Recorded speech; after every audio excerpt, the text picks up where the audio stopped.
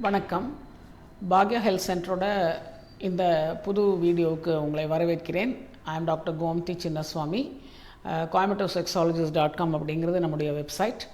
இந்த பேஜில் நம்ம உங்களுக்கு இன்றைய வீடியோவில் என்ன கொடுத்துருக்கோம் அப்படின்னு பார்த்தீங்கன்னா, test before marriage for men. அப்படின்னா திருமணத்திற்கு முன்னாடியே ஒரு ஆண் தன்னுடைய செக்ஸ் ஹெல்த் ஸ்டேட்டஸ் டெஸ்ட் பண்ணி கண்டுபிடிச்சிட்டு அதற்கான அதில் ஏதாவது மிஸ்டேக் இருந்ததுன்னா அதை ரெமெடி பண்ணிக்கலாம் அப்படிங்கிறதுக்காக இந்த வீடியோ நம்ம ப்ரெசென்ட் பண்ணுறோம்.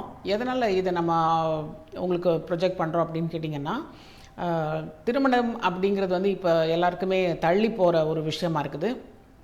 முன்காலத்தில் எல்லோரும் லைக் ஒரு 10-20 வருஷம் முன்னாடி ஒரு 25 வயசில் போல் ஆண்களுக்கு திருமணம் ஆச்சு. இப்போ 30-32 வயது ஆயிடுது.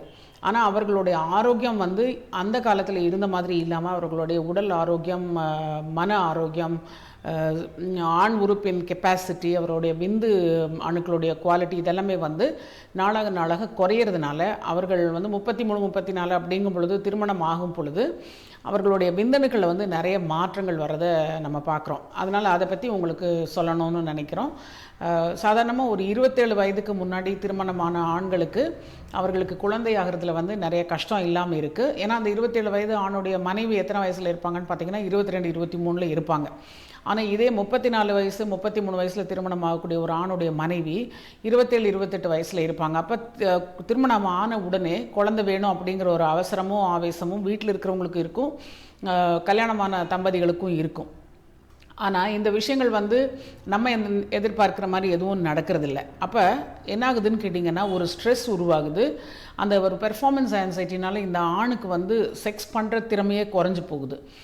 இதுவும் இல்லாமல் அது அவர்களுடைய அந்த இள வயதில் அவர்களுடைய பழக்க வழக்கங்கள் அதிக சுய இன்ப பழக்கம் இருந்திருந்தாலோ, இல்லை அவர்களுக்கு மது புகை போதை பழக்கங்கள் இருந்திருந்தாலும், அதிகமாக ஸ்ட்ரெஸ்ஃபுல் ஒர்க் பண்ணியிருந்தாலும் அவர்களுடைய உறுப்பும் உடலும் பாதிக்கப்பட்டிருக்கிறத நம்ம பார்க்குறோம். அதனால் இப்போ திருமணமாகிற நிறைய தம்பதிகளுக்கு இன்ஃபர்டிலிட்டி அப்படிங்கிற ஒரு கேட்டகரியில் அவர்கள் கருத்தரிப்பு மையங்களுக்கு இப்போ அதிகமாக போக வேண்டிய அவசியம் இருக்குது. இயற்கையான கருத்தரிப்பு அப்படிங்கிறது கொஞ்சம் அதிசயமாக தான் இருக்குது. ஸோ இதையெல்லாம் எப்படி ப்ரிவென்ட் பண்ணிக்கிறது அப்படின்னு பார்த்தீங்கன்னா, இள வயதில் கல்யாணம் பண்ணுங்கள் அப்படின்னு நம்ம சொல்கிறோம்.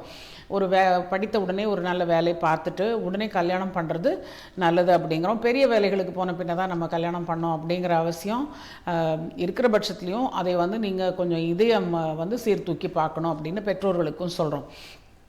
இப்போ இதில் இந்த விந்தணுக்களுடைய குவாலிட்டி பார்த்திங்கன்னா, இந்த மாதிரி ஒரு நார்மல் விந்தணு அப்படிங்கிறது இந்த மாதிரி இருக்கும். நார்மல் விந்து குவாலிட்டி அண்ட் குவான்டிட்டி இந்த மாதிரி இருக்கும்.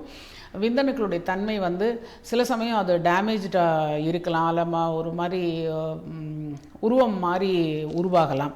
அப்போ இப்படி இருக்கிற மாதிரியான விஷயங்கள் எப்படி ஒருத்தர் கண்டுபிடிக்க முடியும்? ஒரு விஷயம் என்னன்னு கேட்டிங்கன்னா, இந்த மாதிரி